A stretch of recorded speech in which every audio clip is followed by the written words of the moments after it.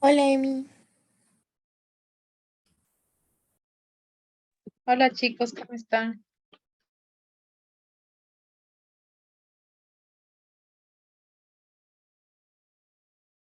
Hola, buenas noches. Hola. Vamos a esperar unos 3 minutos más a ver si alguien más se conecta ya.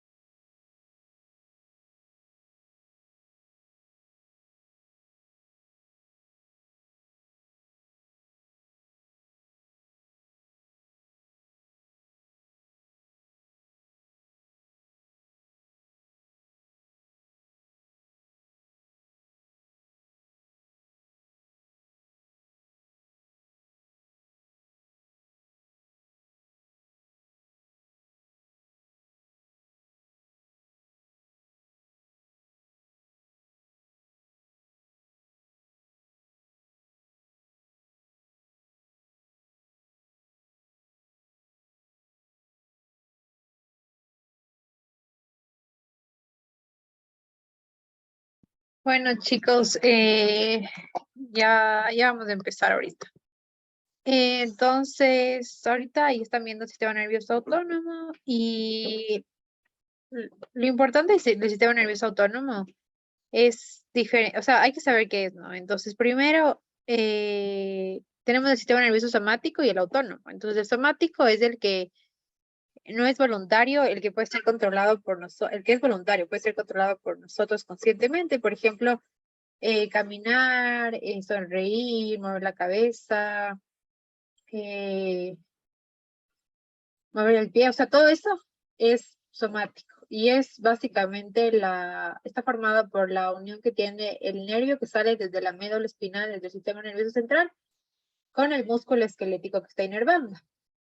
El autónomo, en cambio, es este sistema que no controlamos, es involuntario, es inconsciente, y aquí tenemos un nervio que sale del sistema nervioso central y va hacia el órgano efector, o los diferentes tejidos efectores, que son varios. Por ejemplo, en el autónomo tenemos el latido del corazón, los pulmones, o sea, la respiración, que no controlamos nosotros, es algo que sucede involuntariamente. De igual manera, el movimiento de los intestinos, eh, etcétera. No controlamos tampoco cómo se dilatan nuestras pupilas, entonces todo esto es autónomo, lo que nosotros no controlamos. y básicamente determina el movimiento de los órganos viscerales, que son, como ya les dije, puede ser el corazón, pulmones, hígado, estómago, intestino, riñones, todo eso está controlado por el sistema nervioso autónomo. Aquí hay ciertos términos que son importantes saber, y es la neurona preganglionar y la neurona postganglionar.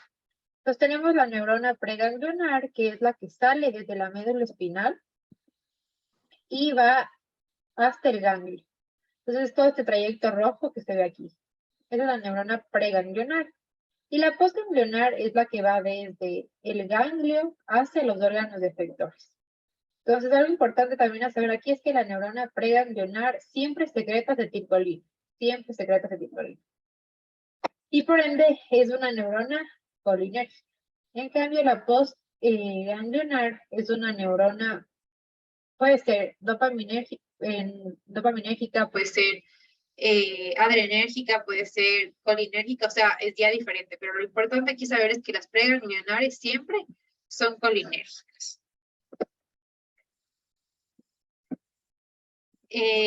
Ahora, hay que saber que igual dentro del sistema nervioso autónomo tenemos dos sistemas, el sistema nervioso simpático y el sistema nervioso parasimpático. Entonces, el simpático es como el acelerador de nuestro cuerpo, porque nos hace movernos, salir corriendo, sobre todo cuando tenemos una situación de peligro. Esto se conoce como la reacción de flight or fight o enfrentamiento o huida, que a todos de ley nos ha pasado alguna vez, por ejemplo, cuando hay un temblor, tu cuerpo siente ese miedo y sale, o sea, se prende, como quiere salir corriendo. Ese es el sistema nervioso simpático que se prende. En cambio, el parasimpático es el que nos mantiene en reposo, tranquilos, se dice que es el que nos ayuda a digerir y dormir, el parasimpático. Es como el freno del simpático. Y no son solo diferentes en cuestión de funciones, sino también son diferentes en cuestión de anatómicamente hablando. Por ejemplo, tenemos que el sistema nervioso simpático, o sea, nosotros tenemos nuestra médula espinal, que es todo esto de aquí, que son las vértebras. La médula espinal está formada por las vértebras y la parte del encéfalo, una parte del encéfalo. Entonces, nuestras vértebras se van como que nombrando según el lugar en donde se encuentra. Por ejemplo, las que están más cerca del cuello, del cerebro, son las vértebras cervicales. Después tenemos todas las que son las vértebras lumbares y torácicas. Torácicas son las que están a nivel del tórax, como que corazón, pulmones, a ese nivel. Y lumbar son las que están en la espalda baja. Y por último tenemos las vértebras sacras. ¿Ya? Entonces, nuestros nervios se originan en la médula espinal, que viene de las vértebras. Entonces, tenemos nervios que son propios del sistema nervioso simpático y propios del sistema nervioso parasimpático. Y estos se han logrado diferenciar porque, además de ser diferentes sus funciones y sus efectos, anatómicamente también están situados en diferentes lugares. Por ejemplo, el sistema nervioso simpático está situado en la zona toracolumbar, que es todo esto que estoy señalando. Aquí está todos los nervios del sistema nervioso simpático. En cambio, el parasimpático está ubicado a nivel de la zona craneal y la zona sacral, entonces está la zona cráneo-sacral. Eso es algo muy, muy importante de diferenciar entre los dos. Ya, ahora tenemos esta imagen que igual es súper clara, concisa, nos ayuda a diferenciar entre el sistema nervioso simpático y parasimpático, cómo funcionan. Entonces, en el primero vemos, ¿no es cierto? Sale la neurona preganglionar desde el sistema nervioso central hacia el ganglio. Y ahí secreta acetilcolina, porque como les dije, siempre son colinérgicas estas neuronas preganglionares. Secretan acetilcolina y aquí hay receptores que unen a la neurona, que transmiten la señal a la neurona postganglionar. Entonces, estos receptores son los receptores nicotínicos. Se unen las señales y tenemos la neurona postganglionar, que en este caso del sistema simpático siempre es adrenérgica, excepto de un caso, pero de ahí siempre es adrenérgica. Adrenérgica significa que secreta norepinefrina o epinefrina, que es lo mismo que adrenalina o noradrenalina. ¿Ya? Esta noradrenalina o norepinefrina, a su vez, va a los órganos diana, a los órganos efectores, y se une a su respectivo receptor para generar el efecto que se busque. De ahí tenemos que la preganglionar, en el caso del simpático, nuestra neurona preganglionar siempre va a ser más larga, más pequeña que la postganglionar, porque tenemos que los ganglios están muy cerca del sistema nervioso central. Entonces, eso también es una diferencia que ya vamos a ver con el parasimpático. La preganglionar es más chiquita que la postganglionar. Y tenemos una excepción, que es lo que ocurre en la médula suprarrenal. Entonces, en la glándula suprarrenal. Entonces, la glándula suprarrenal está manejada por el sistema nervioso simpático, pero aquí no tenemos ganglio, si se dan cuenta no tenemos ganglio, es solo una neurona preganglionar que llega hacia la médula de la glándula suprarrenal, secreta acetilcolina y no tiene neurona postganglionar tampoco. La glándula por sí secreta epinefrina y norepinefrina a la sangre y esta va y hace su efecto en los órganos diarios. Y de ahí también tenemos otro caso interesante que es el de la glándula sudorípara en el simpático, pero ya vamos a ver eso luego.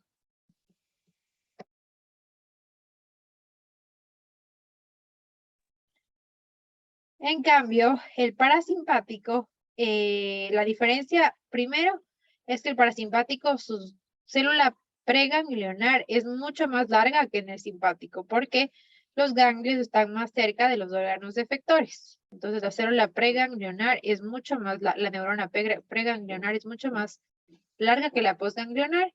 Y si se dan cuenta, la neurona postganglionar, a diferencia del simpático, no es adrenérgica, sino es colinérgica, es decir, secreta acetilcolina.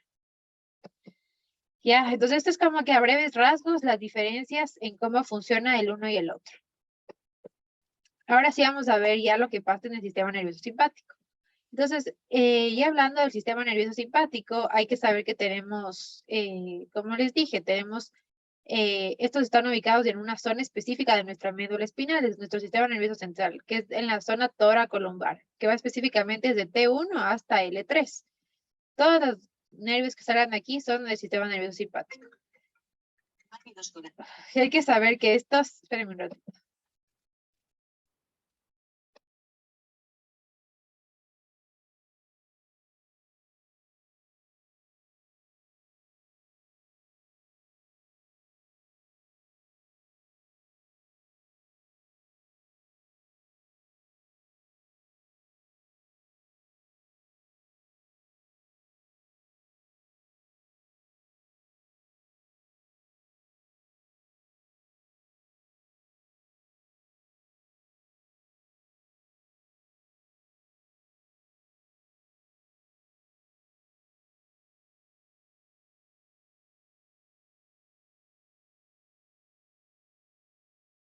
Ya, perdón. Entonces, como les decía, tenemos que nuestros nervios están ubicados en la zona toracolumbar. Y según el lugar, por ejemplo, los que están en T1, T2 o T3, que son las más arriba, van a ser los nervios que van a controlar los órganos de nuestra parte del cuerpo más superior, por ejemplo, los ojos o las glándulas salivales o el corazón. En cambio, las lumbares, que son las de más abajo, van a controlar más los intestinos, aparatos genitales, etc.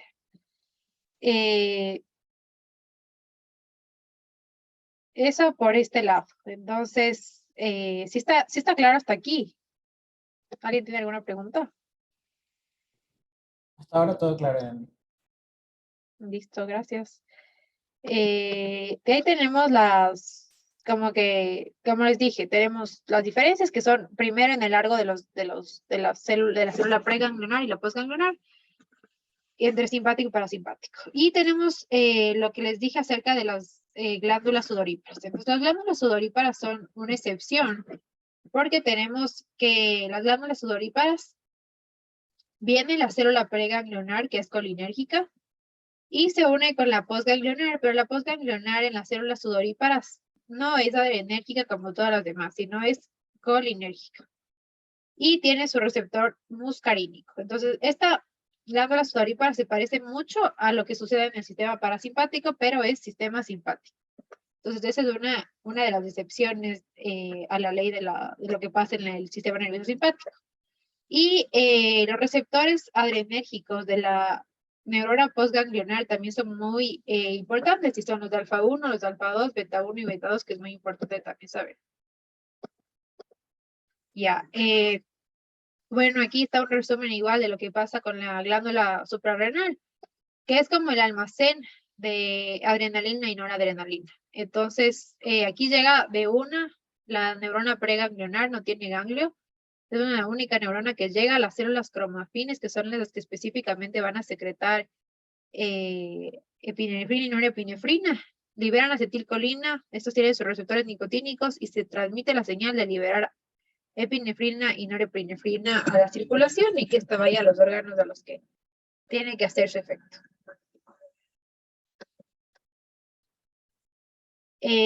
Ahora ya tenemos que saber qué es esta reacción de enfrentamiento o huida, que es clásica del sistema simpático. Entonces, este dibujo como que enfatiza muy bien lo que es. Entonces, primero, cuando nosotros como que en nuestro día a día comemos, producimos aminoácidos que a su vez son el combustible para formar la adrenalina y la noradrenalina.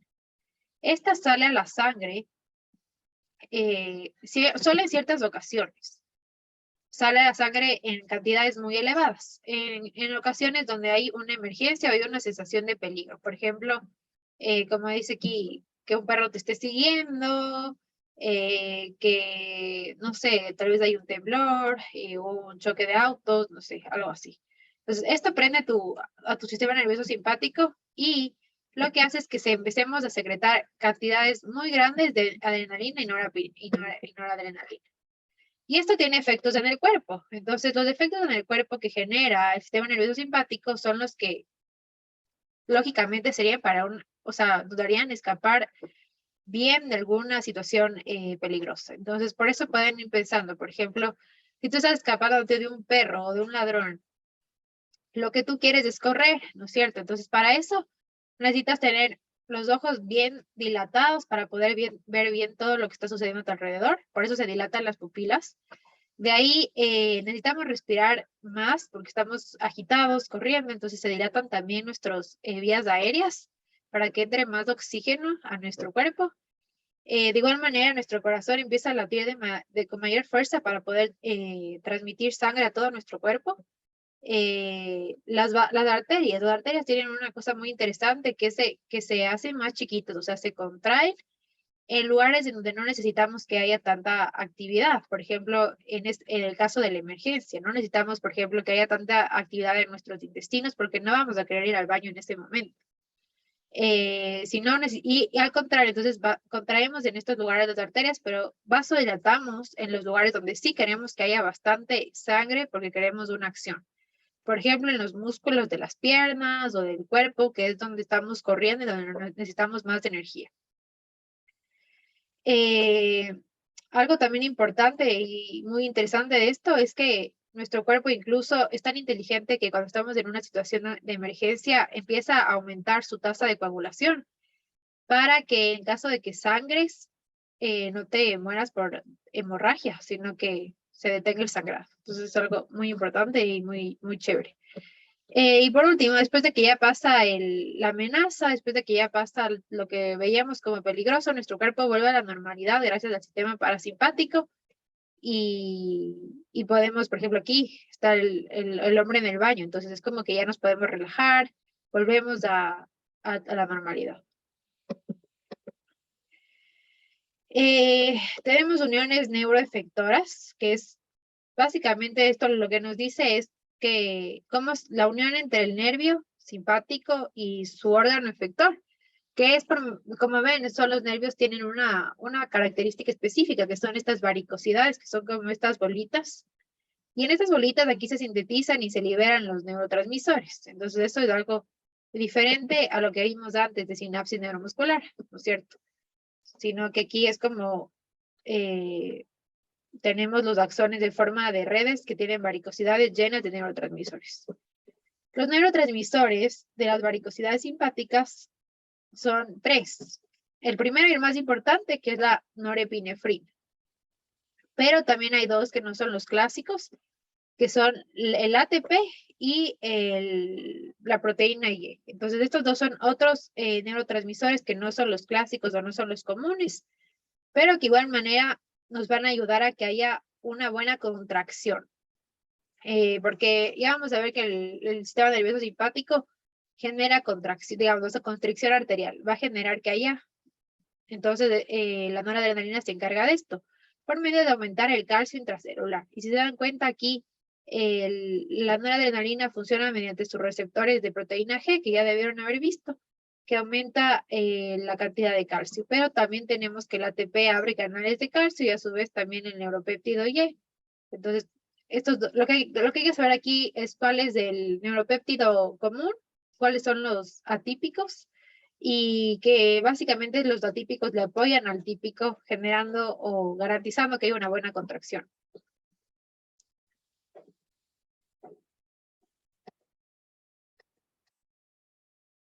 Ahora el sistema parasimpático. Entonces el sistema nervioso parasimpático, como les dije, es el freno que se pone.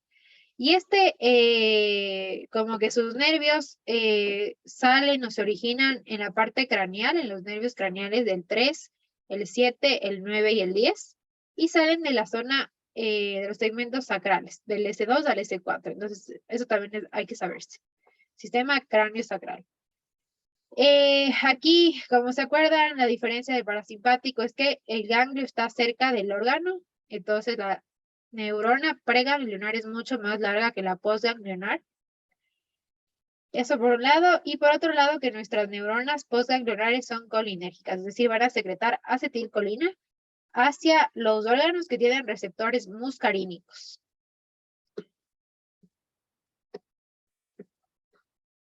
El sistema parasimpático igual tiene la misma organización, o sea, sus nervios al final, cuando se unen con el órgano, con el músculo o con el órgano efector, tienen varicosidades de donde están los neurotransmisores sintetizándose y secretándose. Entonces aquí tenemos también neurotransmisores comunes o típicos y los atípicos. Entonces el típico aquí es la acetilcolina, pero los atípicos son el óxido nítrico y el péptido intestinal vasoactivo. Entonces estos, el PIB y el óxido nítrico son también relajantes, al igual que la acetilcolina. Y eso es igual lo más importante aquí. Listo, entonces hay también que saber que hay ciertas actividades recíprocas en donde trabaja tanto el simpático y el parasimpático sinérgicamente, o sea, como que se apoyan para tener un mismo bien común o un mismo efecto. Por ejemplo, en el nodo sinoauricular. Nosotros el nodo sinoauricular es el marcapasos de nuestro corazón, el que controla, o sea, el ritmo con el que late. Entonces, el sistema nervioso simpático, y vamos a ver, por medio de sus receptores y de su secreción de adrenalina y noradrenalina, controla o sea, aumenta los latidos cardíacos. En cambio, el parasimpático disminuye. Entonces, si nuestro cuerpo detecta que hay una baja en la presión arterial o que estamos perdiendo sangre, digamos, nuestro cuerpo va a empezar a latir más rápido. Y para eso, tiene que activarse el simpático y desactivarse el parasimpático. Entonces, es como que los dos ayudan o actúan para un mismo objetivo que sería aumentar la frecuencia cardíaca. ¿Sí está claro esto?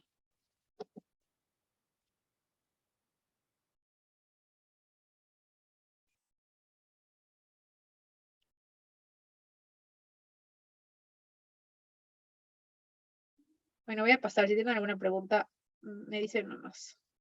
De ahí tenemos también lo que sucede en la vejiga. Es otro ejemplo de lo que es recíproco. Entonces, de las funciones recíprocas entre el sistema nervioso simpático y parasimpático. Entonces, aquí lo que vemos es que, digamos, nosotros al estar digamos, cuando el sistema nervioso simpático está activo en nuestro cuerpo, ¿qué le va a pasar? O sea, no vamos a querer orinar, porque como les dije, estamos escapando, entonces no vamos a querer orinar. Entonces, miren lo que hace el cuerpo.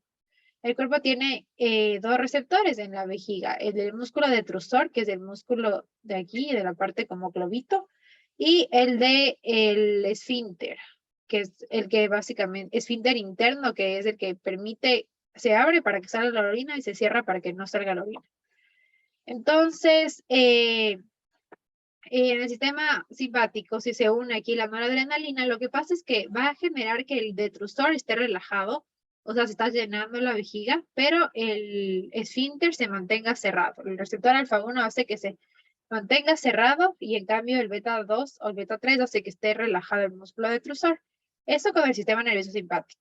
Pero cuando ya queremos orinar, el parasimpático es el que se activa y lo que hace es que activa su receptor muscarínico M3 en el músculo detrusor que ya contrae a la vejiga, que es como aplastar un globo, y a su vez abre al músculo, al esfínter. Entonces ya podemos orinar. Entonces aquí se ve igual cómo estos dos sistemas nerviosos actúan para generar un efecto.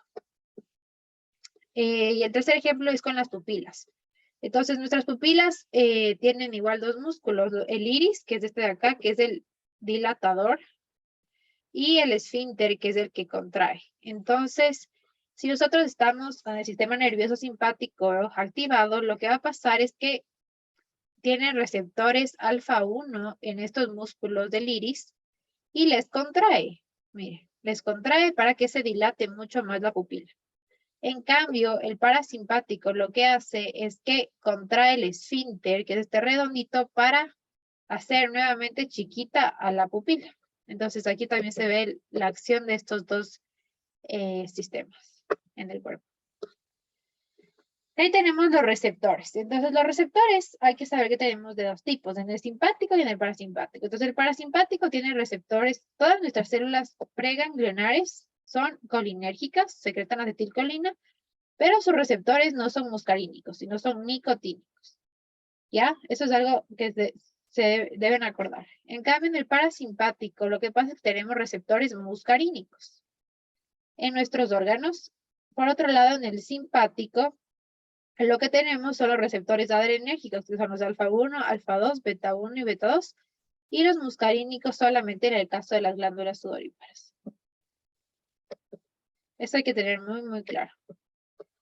Porque vamos a ver ahorita qué hace cada uno de los receptores. Entonces, los adrenoreceptores, como dije, son alfa 1, alfa 2, beta 1 y beta 2. Cada uno tiene una función. El alfa 1 lo que hace es contracción de músculo liso. Contracción de esfínteres gastrointestinales, de vejiga, músculo erector y músculo radial del iris. Eso sí se deben aprender ya de memoria. Pero acuérdense que los 1 son los que contraen y los 2 son los que inhiben a los 1, ¿ya? Porque digamos, en este caso el alfa 2 va a ser el que va a disminuir la respuesta simpática que generó el alfa 1 o genera la respuesta simpática. En cambio, el beta 1 tiene funciones metabólicas como gluconeogénesis, lipólisis, funciones del corazón. Y el beta 2 lo que hace es relajamiento del músculo liso, bronquios y tracto gastrointestinal y vejiga. Entonces, si se dan cuenta, el beta 2 igualmente es relajamiento al igual que el alfa 2. Entonces, eso les puede ayudar a acordarse. Acá hay otro cuadrito que igual es memoria, se tiene que aprender sí o sí. ¿Qué pasa en el alfa 1, en el alfa 2, en el beta 1 y en el beta 2? Algo importante es siempre acordarse que controla la frecuencia cardíaca. No se olviden, beta 1, frecuencia cardíaca beta 1. Vasodilatación de pulmones, en cambio, broncodilatación beta 2, es algo también muy importante. Lipólisis beta 1 y la secreción de insulina está regulada por el alfa 2. La midriasis, en cambio, por el alfa 1. Entonces, todo esto se tienen que aprender porque me acuerdo que la Vane en el final sí me preguntaba, como que, ¿qué receptor es el encargado de aumentar la frecuencia cardíaca? Y te ponía como beta 1, beta 2, alfa 1, alfa 2. Entonces, eso sí te debes aprender. Se deben aprender. De ahí tenemos los adrenoreceptores de alfa 1. Entonces, si ustedes se acuerdan de proteínas G, nosotros tenemos, digamos, el alfa 1, si se acuerdan, era contracción, básicamente, contracción de varios músculos dentro de nuestro cuerpo. Entonces, el que genera contracción de todas las proteínas G es la GQ. La GQ es la que está básicamente relacionada con el alfa 1. Entonces, si ven aquí, sí, estamos hablando de una proteína GQ. Entonces, la proteína GQ, ¿qué hace? Una vez que llega a la norepinefrina, se une a su receptor, se activa la proteína G, especialmente la subunidad alfa, y esta subunidad alfa va y activa a la fosfolipasa C, que es la enzima clave aquí. Entonces, activamos la fosfolipasa C, y la fosfolipasa C como que genera que se dé esta reacción, que P y P2 se transforme en diaglicerol y en IP3. El diaglicerol y el IP3 son segundos mensajeros, y los segundos mensajeros que hacen activar a quinasas o abrir canales. Entonces el IP3 lo que hace es abrir directamente canales de calcio que están en el retículo sarcoplasmático y liberan calcio hacia el interior de la célula. En cambio, el diaglicerol lo que hace es que activa la PKC, que es una quinasa de la proteína C, que genera ciertas acciones fisiológicas. Entonces, esto es muy importante saber. Los alfa-2 están regulados por la proteína GQ y a su vez tienen que saber todo el funcionamiento de esta proteína, que está muy bien resumido en esta imagen y que ya debieron haber visto la anterior semana. A ver, ahora una pregunta. En los receptores alfa-2, si sabemos que los receptores alfa-2 son los inhibidores de todo nuestro sistema nervioso simpático, ¿qué tipo de proteína G creen que tendría? Si se acuerdan, teníamos 3 proteínas G, la GQ, la GI y la GS. ¿Cuál creen que sería en los receptores alfa-2?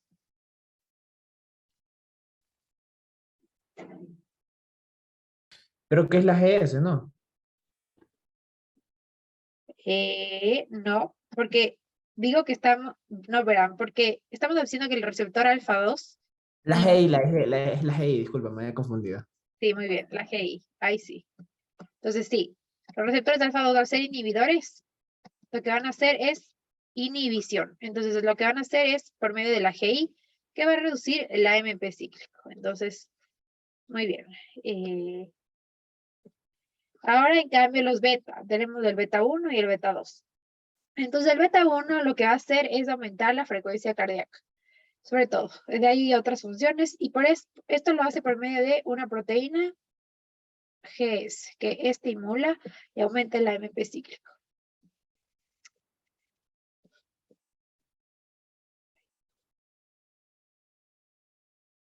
Y la beta 2, como es inhibidora igualmente, ocuparía la GI porque va a disminuir el AMP cíclico. Entonces eso también es algo muy importante saber, y estos cuadritos yo sí les recomiendo que se aprendan igual porque es importante saber qué hace cada receptor. Ahora tenemos los colinorreceptores. Los colinorreceptores, si se acuerdan, son 2, nicotínicos y muscarínicos. Los nicotínicos son todos los que tenemos en 3 lugares importantes. Primero, en la sinapsis neuromuscular, en la placa terminal, si se acuerdan. También tenemos en todos los ganglios autónomos del sistema nervioso autónomo, porque como dije, en todos los ganglios hay receptores nicotínicos.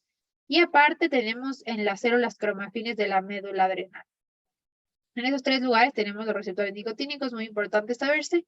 Y los receptores nicotínicos, si ustedes se acuerdan, tienen agonistas y antagonistas. Los agonistas son el acetilcolina, pero también tiene la nicotina, también es uno de sus agonistas, y tiene antagonistas como el curare, y esto ya vimos igual. Si se acuerdan, los nicotínicos no son receptores ionotrópicos, es decir, que se une el ligando y estos abren canales que son ellos mismos, los mismos receptores son canales a la vez. Entonces, no necesitan de ninguna proteína G. Por otro lado, los muscarínicos son receptores a su vez metabotrópicos que tienen proteínas G aliadas a sus receptores.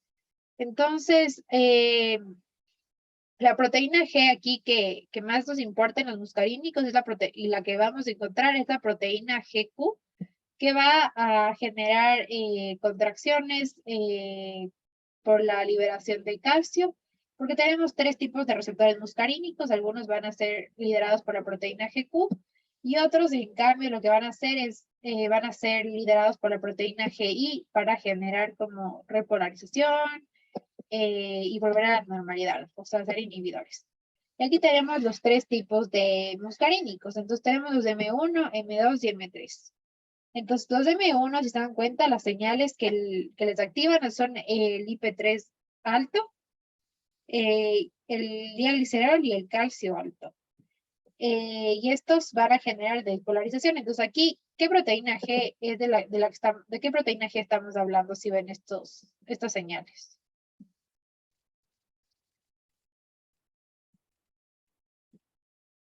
De la proteína Q. Y Ajá, de la I, o solo de la Q. de la Q, solo de la Q. Ahorita en el M1 solo de la Q, porque tenemos IP3 y diaglicerol alto. En cambio, en el M2, miren, aquí ya tenemos disminución de AMP cíclico. Entonces ahí sí, ¿qué proteína G estaríamos hablando?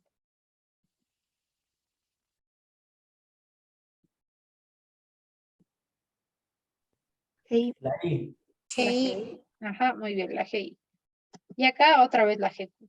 Entonces, eso es súper importante saber qué hace cada receptor, cuáles son sus funciones.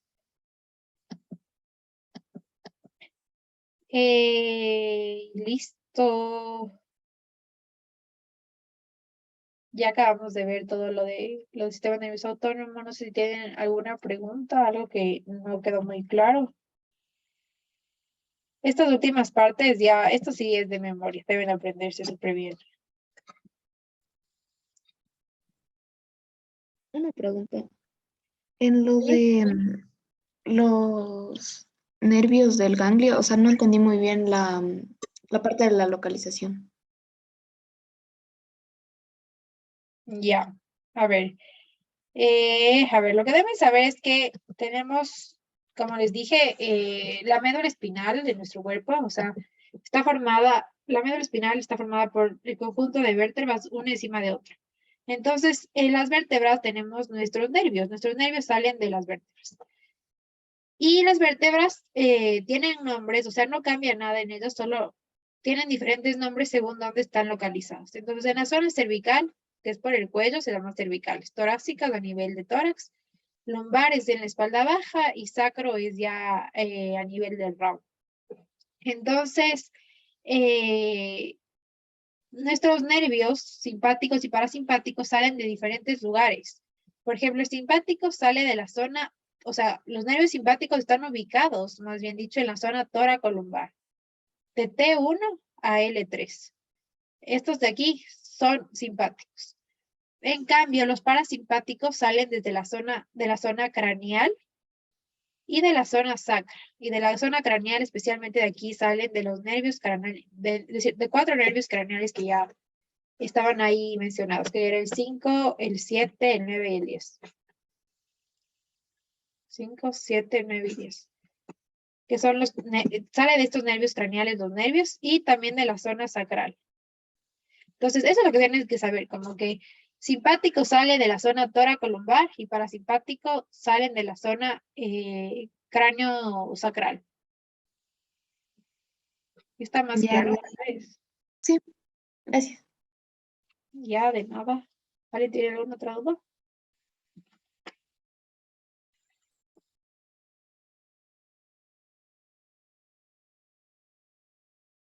Yo igual no caché lo de la médula suprarrenal, creo que es. O sea, las excepciones, es que no te escuché bien. Ya, a ver. Lo que pasa es que nosotros tenemos. A ver, no sé quién preguntó, pero me quieres decir cómo es la neurona preganglionar y postganglionar en el sistema nervioso simpático? A ver, o sea, en plan, por lo que secretan, o sea, la Ajá, preganglionar ajá, qué secreto. sería colinérgica. Ya, ¿y la postganglionar? La postganglionar se divide en adrenérgicas y colinérgicas. Ya, entonces la que es colinérgica es una excepción, ¿no es cierto? Y es en las glándulas sudoríparas. Y la otra excepción es que en la médula suprarrenal nosotros no tenemos, mira, aquí está mejor. En la médula suprarrenal nosotros tenemos nuestro nervio que sale del sistema nervioso central, sale la neurona preganglionar, se une a las células cromafines en la médula suprarrenal y libera la acetilcolina en las células cromafines. Estas a su vez tienen sus receptores que son colinérgicos y activan a que se secrete epinefrina y norepinefrina. Entonces, la diferencia es que aquí no tenemos ganglio, porque mira, aquí sí tenemos un ganglio que une a la parte preganglionar con la postganglionar, en cambio aquí no tenemos ganglio. Ya es directo que va a la glándula. Y tampoco tenemos ya ninguna neurona postsináptica, postganglionar. Solo ya se secreta de la misma glándula la epinefrina que va por la sangre y va a sus órganos efectores. Entonces, esa es la diferencia de la médula suprarrenal, de la glándula suprarrenal. ¿Sí te queda más claro, tal vez? Sí, gracias. Listo. ¿Alguien más tiene alguna duda? Pregúntenme nomás si tienen alguna duda.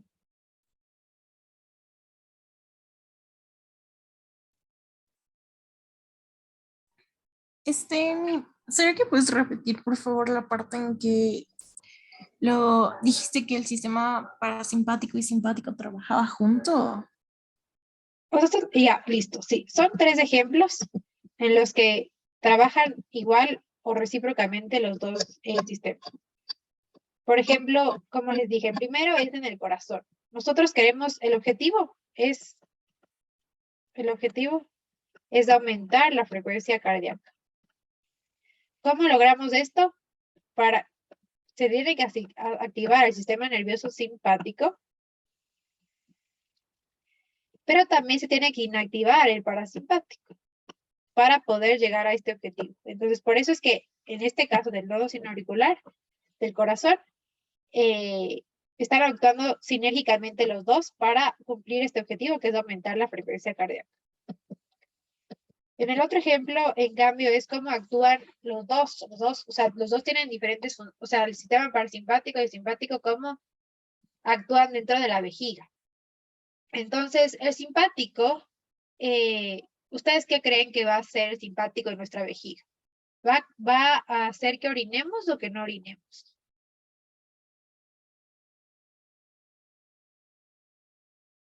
¿Qué creen? Que no orinemos. Ajá, va a ser que no orinemos porque estamos en enfrentamiento o huida. Entonces, lo que hace es activar sus receptores B2 y alfa 1. El alfa 1 lo que hace es contraer el esfínter. El esfínter lo que hace es como una puertita aquí, que si se cierra no va a poder salir la orina, ¿no es cierto? Pero una vez que está abierto, la orina ya puede salir. Entonces, en el simpático lo que hace es cerrar este esfínter.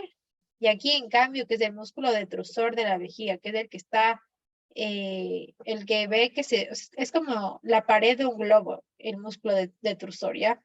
Entonces, aquí está relajado este músculo detrusor, dejando que la orina llegue y se llene toda nuestra vejiga. Pero una vez que ya pasamos a parasimpático, el parasimpático lo que hace es que tiene su receptor muscarínico en el músculo detrusor y lo que hace es contraer este músculo. Entonces es como que apretáramos un globo y la orina empieza a salir. Y a su vez el nervio parasimpático abre este esfínter, entonces ya permite que la orina salga. Entonces así es como funcionan los dos sistemas dentro de la vejiga. ¿Sí está claro esto?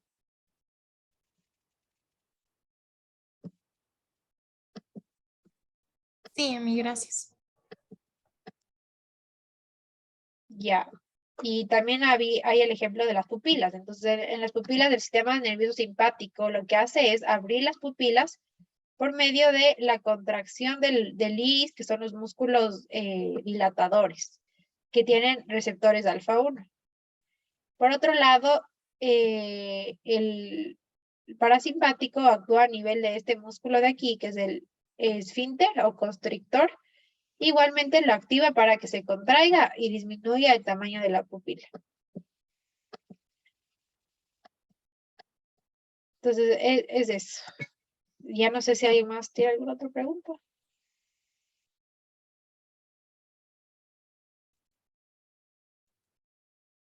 ¿No?